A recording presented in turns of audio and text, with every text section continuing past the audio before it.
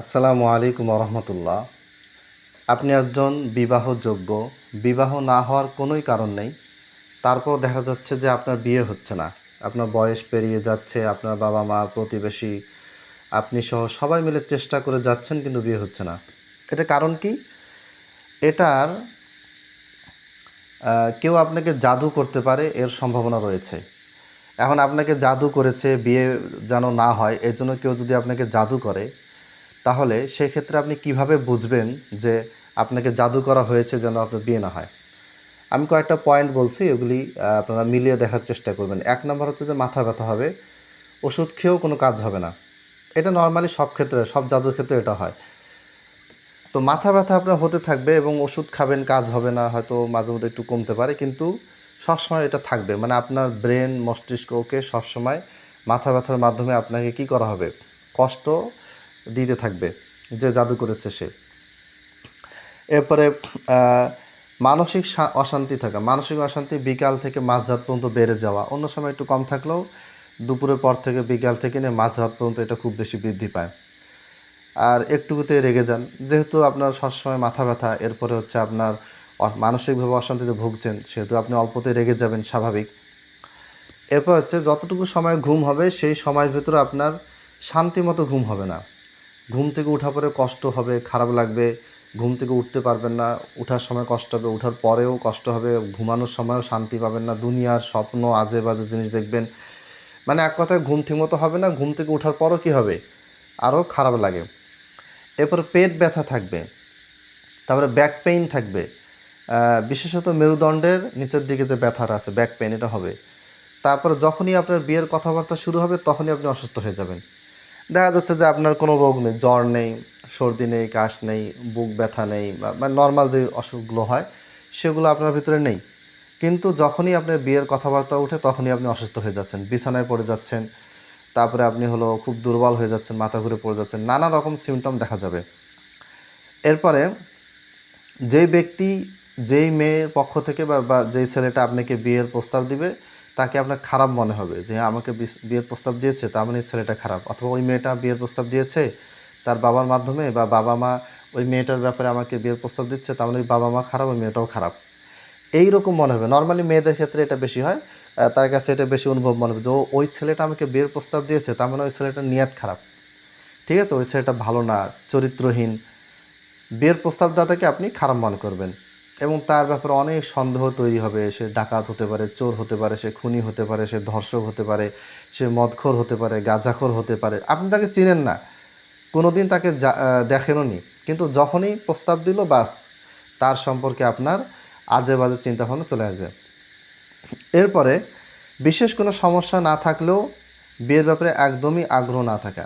আপনার কোনো সমস্যাই নেই, আপনি শারীরিকভাবে সুস্থ, মানসিকভাবে সুস্থ, আপনার এই যতগুলো সিমটম বলতেছি সবগুলি একসাথে থাকবে এরকম না, সবগুলি একসাথে থাকতে পারে, আবার কয়েকটা থাকতে পারে।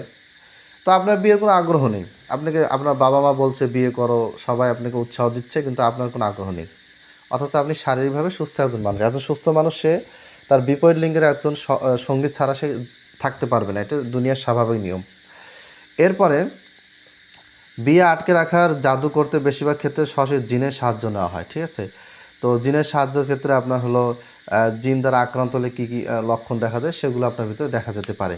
বিয়ে আপনার জিন ভয় দেখায়, স্বপ্নে ভয় দেখায়, তারপরে দিনের ঘরে আপনি শুয়ে আছেন, হঠাৎ করে কালো কিছু দেখতে পেলেন, কালো এমন কিছু অস্বাভাবিক দেখলেন যেটা আপনি কখনো দেখেননি। এক কথায় জিন দ্বারা আক্রান্ত হলে যেই লক্ষণগুলি প্রকাশ পায় সেগুলি আপনার ভিতরে প্রকাশ পাবে।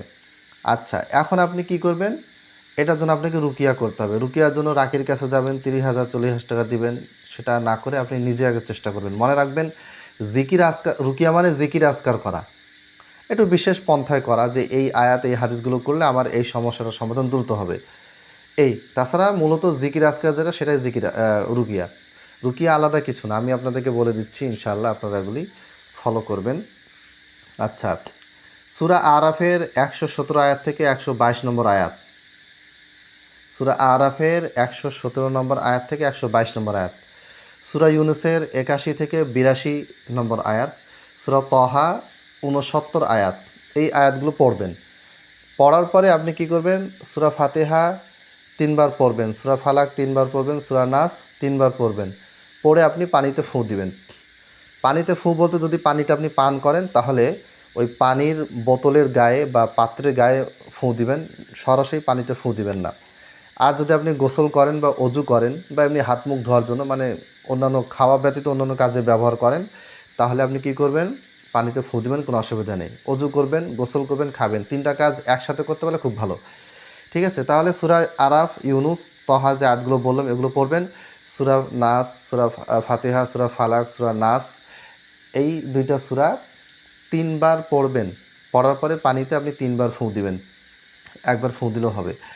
এরপরে এটা আপনি দিনে 2 বার করে খাবেন। আর গোসল করলে আপনি একবার গোসল করলে একবারই করবেন, 2 বার গোসল করলেও করতে পারেন। অন্য কোনো পানি এই রুকিয়ার পানির সাথে মিশাবেন না। ঠিক আছে, মোটামুটি টানা 7 দিন করবেন। ঠিক আছে, এর ভিতরে যে পানি যদি কমে যায় তাহলে আপনি এটা আরও কী করবেন, আবার নতুন করে বানাবেন। অর্থাৎ আপনার 4 দিনের দিনে গিয়ে দেখা গেলো পানি শেষ হয়ে গেলো, অথবা প্রতিদিন করলেন পানি শেষ, তাহলে পরের দিন আবার করবেন, আবার ওই পানি শেষ হবে আবার করবেন। এক কথা এটা কমপক্ষে 7 দিন করবেন। 7 দিন, 1 মাস, 2 মাস, যত খুশি করেন। যদি 6 মাস করেন, 1 বছর করেন, খুবই ভালো, কিন্তু নিম্নে 7 দিন করবেন। এরপরে প্রত্যেক দিন এটা হচ্ছে রুকিয়া আপনি নিজস্ব করবেন। এরপর যেটা করবেন সেটা হচ্ছে আয়াতুল কুরসি প্রতিদিন 1 ঘন্টা, 1.5 ঘন্টা, 2 ঘন্টা শুনবেন। তারপরে সূরা ইখলাস, নাস, ফালাক, এগুলো যে রুকিয়া আছে এগুলো অডিও পাওয়া যায়, আপনি সার্চ করলে চলে আসবে। ঠিক আছে, এগুলি আপনি শুনবেন, পড়বেন।